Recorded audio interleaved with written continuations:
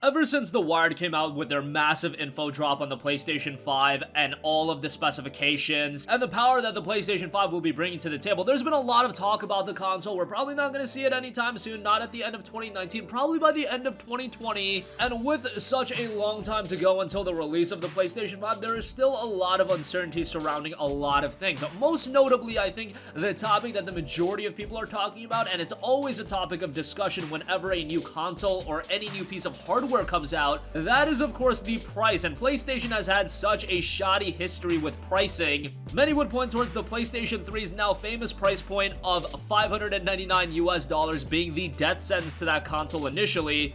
Obviously, by the end of the console generation, the PlayStation 3 had recovered, but there's so much to digest with that.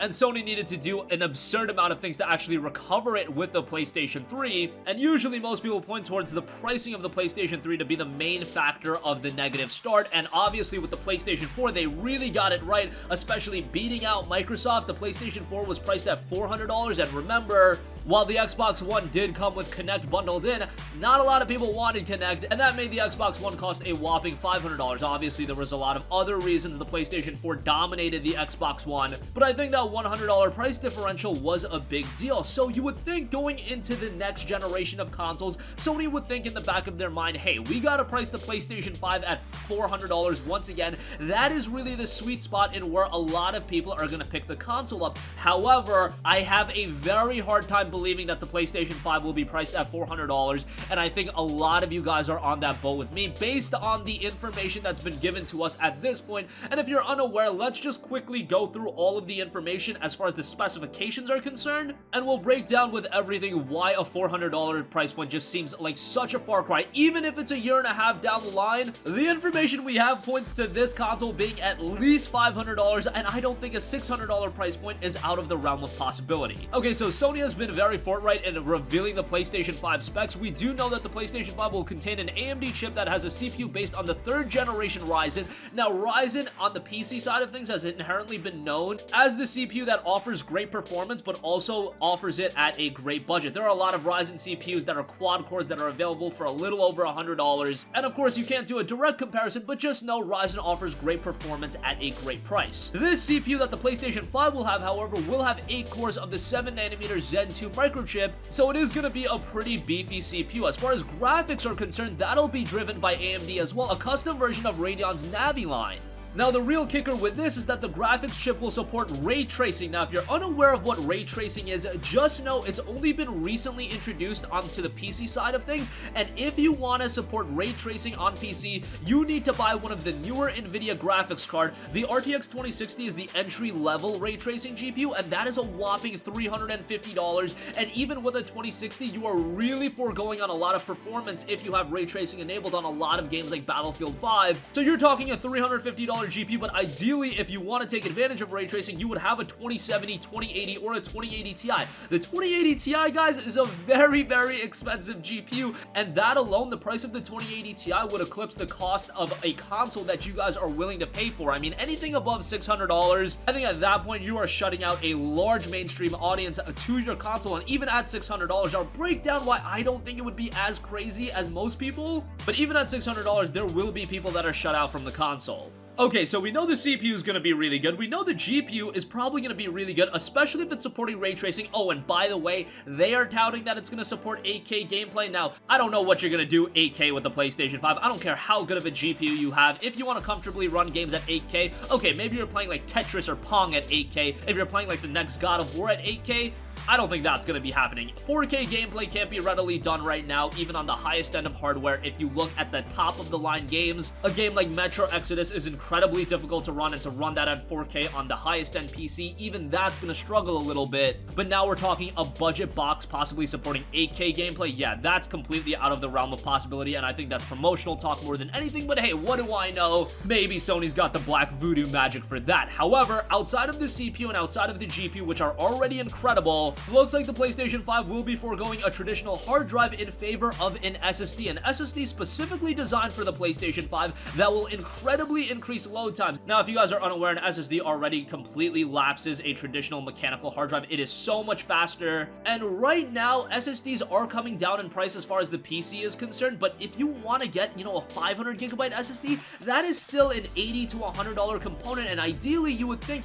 with game file sizes getting bigger and bigger, a 1 terabyte SSD would be ideal, and then you're looking at $130 on sale. Now, it was noted that this is an SSD specifically designed for the PlayStation 5. I don't know if that's going to affect pricing, and obviously you can't just look at PC and look at PC hardware prices, add everything together and be like, okay, this completely outpaces anything a console could be priced at. You can't really do that. I'm just giving it to you as an observational point and something to go off of, because if all that hardware would be, you know, $1,000 or $1,500 on PC, how do you fit that into a $400 or $500 box? And ideally, I think based on the comment section, based on social media, I think you guys want to pay $400, $500 would be the breaking point. But even at $500, if you want to get an SSD in there, if you want to get a high-end GPU that can support ray tracing and you're getting an 8-core CPU, how do you fit that into a $500 budget? That is mind-boggling to me. Now, it could be possible that Sony wants to put out an extremely powerful console and then they take a little bit of a loss on the front end and they try to make it back through game sales. That's entirely possible. However, what I think is also possible is that the console is just going to be relatively expensive. What if we have a $600 console? Now, I did throw out the alternative of having two variations of a console at launch. You have a $400 or $500 budget option that is catered towards the more mainstream audience that wants the PlayStation 5 at a budget and they're okay with lesser performance, but then also offers something a little bit more beefy to every other consumer and the hardcore gamer that is, you know, $600, $700, even $800. I say $800 because at that point you can really go wherever you want with that second tier option because you still have the budget option available. If you offer a budget option and you offer a high-end option, well, that high-end option, you can really price it at whatever you want given the hardware, because if at some point you break that price barrier, the gamer will just buy the lower-end PlayStation 4. Now, at that point, you're also dividing up the user base. You did that with the PlayStation 4, with the PlayStation 4 Pro. Obviously, the games were all similar, but in that case, it was also a mid-gen upgrade, and I wasn't a big fan of that because for a lot of people, we bought the PlayStation 4 at launch, and then we got the PS4 Pro as a mid-gen upgrade, and then at that point, you pretty much just spent $800 on PlayStation 4 hardware. Why didn't I just drop that $800 up front and just get a more compelling box right out the gate?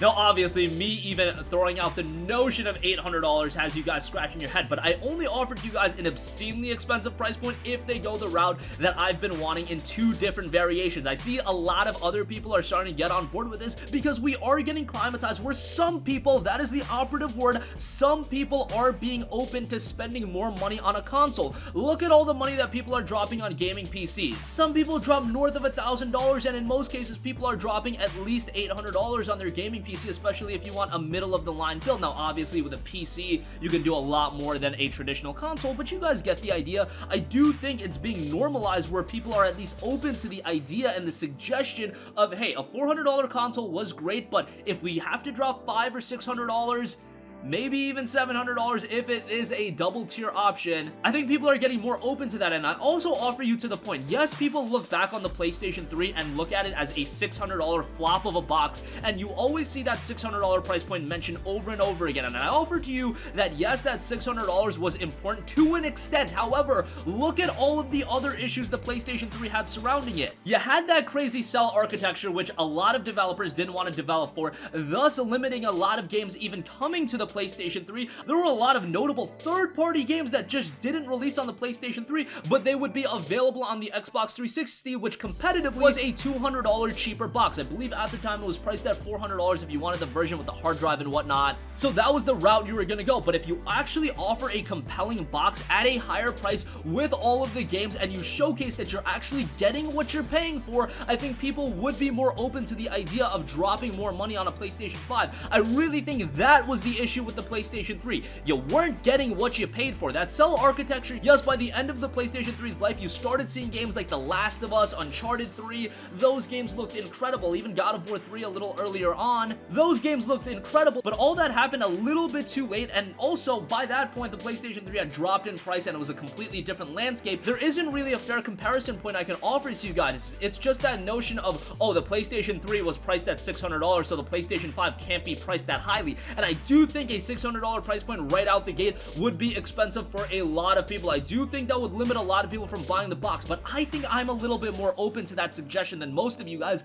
Let me know in the comments, however. Would a $600 price point push you out of getting a PlayStation 5? Let's say that they had a compelling launch lineup with a lot of great exclusives, and let's say that the performance was incredible and it was next level and you were getting what you were paying for. Would you drop $600, or would you need that box to be $400 or $500 at the most? For me, thinking about it, a $100 extra investment to get a much more powerful box right out the gate, that does seem a little bit more appetizing to me, but I might be in the minority on that. I have seen this notion develop a little bit underground of people saying, hey, I kind of want a more expensive console that is a little bit more powerful, because if we have that, hopefully we don't have a mid-gen upgrade where a lot of people bought the console at launch and then you're mid-gen upgrading anyway, and in totality you're dropping $700 or $800 on your console experience, so that inherently becomes its own issue. So definitely wanted to get all of that off my chest, and I really want to hear from you guys. That's the main thing, because I want to get an idea of where our community stands, where the gaming community right now, and I do consider you guys more of a hardcore audience, especially